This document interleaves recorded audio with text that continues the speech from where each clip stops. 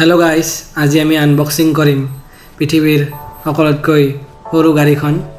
এয়া মই দেখাইছোঁ পেকেটটো, এতিয়া মই খুলিবলৈ ওলাইছোঁ।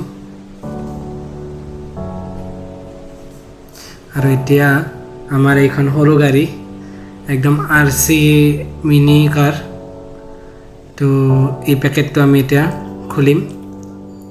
আৰু পেকেটটোত আছে এডাল ৰিম'ট এটা, তাৰ এডাল, তাৰপিছত এডাল কণ্টেইনাৰ এখন।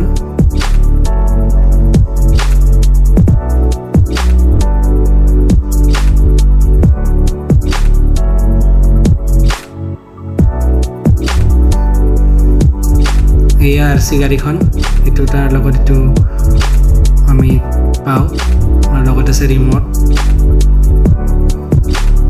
এইটো বেক চাইড গাড়ীখনৰ।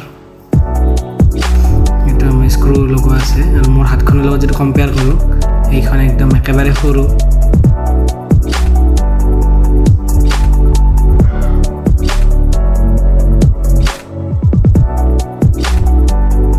এতিয়া যদি মোৰ মোবাইলৰ লগত গাড়ীখন কম্পেয়াৰ কৰোঁ, দেখা যাব যে গাড়ীখন কিমান সৰু। একচুৱেলি দেখাত ডাঙৰ যেন লাগিলেও গাড়ীখন একেবাৰে সৰু। মই মোবাইলৰ ওপৰত ৰাখিছোঁ, এই মোবাইলৰ ওপৰত ৰাখি দিলে দেখা যাব যে গাড়ীখন একদম মোবাইলতকৈ সৰু। গতিকে মোবাইলৰ প্ৰায় আধা হয়। তো এয়াই আছিল।